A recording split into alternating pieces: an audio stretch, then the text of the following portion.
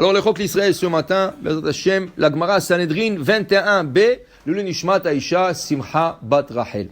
Il dit ici, Vekotev lo Sefer Torah lishmo. Il y a une mitzvah qu'un roi d'Israël, il doit écrire un Sefer Torah. Chaque roi d'Israël, ils ont une mitzvah d'écrire un Sefer Torah. Tana, ou bilvat shelo yitnae beshel avotav. Et il n'a pas le droit de dire, mais mes parents ont écrit un Sefer Torah. Par exemple, le roi Salomon. C'est sûr que le roi David, il a écrit un Sefer Torah. Mais le roi Salomon ne pouvait pas dire, mais mon père, il a déjà écrit un Sefer Torah. Non. Tu es devenu un nouveau roi, tu as une mitzvah d'écrire un Sefer Torah. Et ton fils aussi va écrire un Sefer Torah. Et ton fils aussi fait Torah. Alors, chaque roi d'Israël est obligé d'écrire un Sefer Torah. Il dit, Amar Rava, ואף על פי שהניחו לו אבותיו לאדם ספר תורה, מצווה לכתוב משלו, שנאמר, ועתה כתבו לכם את השירה. De là, la Gemara, Rava, il apprend une halakha. C'est pourquoi la mitzvah a été donnée comme ça? Pour t'enseigner, pas seulement le roi d'Israël, toi-même. Même si tes parents ont offert à la synagogue un Sefer Torah, offre toi-même un Sefer Torah à la synagogue. Okay? Ça veut dire que tes parents ont offert un Sefer Torah au nom de leurs parents. Toi, offre-le au nom de tes parents. Si tu permets. C'est ça. Ça. Alors, il dit ici que chacun, il doit écrire un Sefer Torah. Pourquoi? Écrire un Sefer Torah est la 613e mitzvah de la Torah. Comme Rava, il emmène ici le verset Ve'ata kitvu lachem et ashira azot. Écrivez-vous cette chanson. Chanson, ça parle de la Torah. C'est la 613e mitzvah et la dernière de la Torah que chaque juif doit s'écrire un Sefer Torah. Et c'est pour ça, quand on inaugure un Sefer Torah, les gens viennent écrire des lettres. Parce qu'ils veulent participer dans la mitzvah. Mais en vérité, la mitzvah est à qui? La mitzvah revient à celui qui l'a offert. C'est pour ça qu'il y a une halakha très intéressante. Quand tu as fait un Sefer Torah à une synagogue, il ne faut pas leur donner cadeau. Si tu as donné cadeau, tu as perdu la mitzvah. Parce que tu leur prêtes. Tu dis, je vous le prête. Le jour que je déménagerai, ou les enfants voudront prendre le Sefer Torah, ou j'irai en voyage, j'aurai besoin d'un Sefer Torah, ou j'ouvre une synagogue et j'aurai besoin d'un Sefer Torah, je le reprendrai. Alors tu fais un contrat, parce qu'après il y aura des problèmes. Non, tu nous as donné, non. Tu fais un contrat, et tu écris dans le contrat, j'ai écrit un Sefer Torah, et ce Sefer Torah, je l'emprunte, ça veut dire je le prête à la synagogue. Et là c'est à toi, c'est à ta famille. Okay?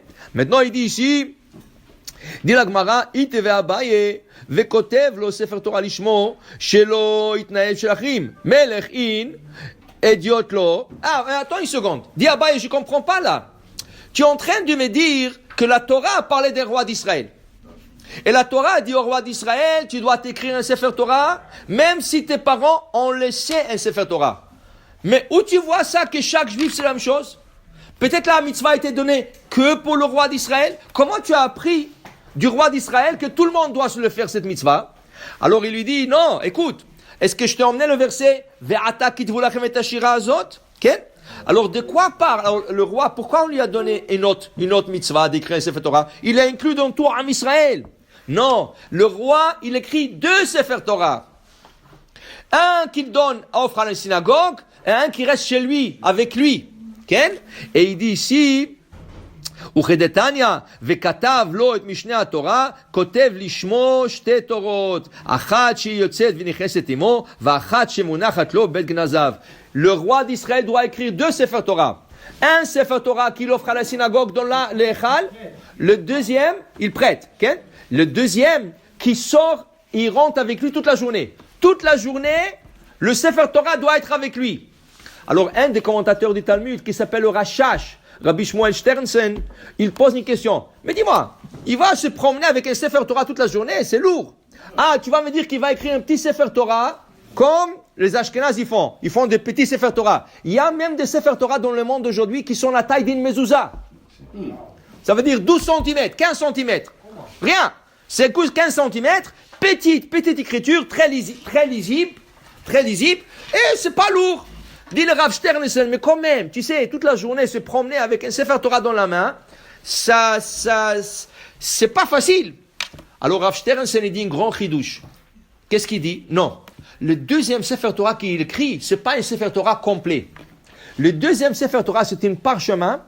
Et sur le parchemin, il y a un morceau de la Torah. Un morceau de la Torah. Quel morceau? Parashat Ki Tetzei. Parashat Ki Tetzei, c'est la paracha où on parle de loi du roi, qui ne peut pas avoir trop de femmes, qui ne peut pas avoir trop de chevaux, pas trop d'argent. Il y a tous les enseignements pour le roi. Ça, c'est la Torah, la deuxième. Et qu'est-ce qu'il fait avec? Il écrit une petite paracha à la taille d'une mezouza et il l'accroche sur son poignet. Et là, la Torah, elle rentre et elle sort avec lui toute la journée. Un petit parchemin à la taille d'une mezouza, c'est pas lourd. C'est commode aussi. C'est attaché sur son poignet. Et là, il peut rentrer et sortir avec toute la journée. Dit la Gemara, mais il y a une place où il ne peut pas rentrer avec le Sefer Torah, ce parchemin, ou la salle de bain. Même si la Torah lui a dit que toute la journée, il doit être accompagné avec ce Sefer Torah. Mais attention, quand tu rentres dans la salle de bain, il faut donner un respect. Même à l'intention. Okay? Maintenant, alors qu'est-ce qu'il fait? Ou il le couvre, ou il l'enlève et il le met de côté. La même chose. Tu as un sidour. Tu as une petite chose de l'amnatseach binginot mizmorshir en forme de la menorah. Tu ne peux pas rentrer dans la salle de bain. Mais si tu le mets dans la poche, tu peux rentrer. Pourquoi? La poche est considérée comme deux couverts. Regardez la mezouza. Elle a deux couverts. Il y a le plastique, il y a le boîtier. Alors chaque objet sacré, quand on veut le respecter, pour qu'il ne soit pas dénigré, on le couvre deux fois. Alors la mezouza, c'est un plastique plus un boîtier. Le petit carnet que tu as avec d'Ivret Torah ou Birkat Amazon ou n'importe Fiat Minha, petit, tu le mets dans la poche. La poche est considérée comme deux couverts et là tu peux rentrer avec de la salle de bain et sortir et il n'y a pas de problème, c'est respectueux envers le Baruch Adonai Le'olam, Amen ve Amen.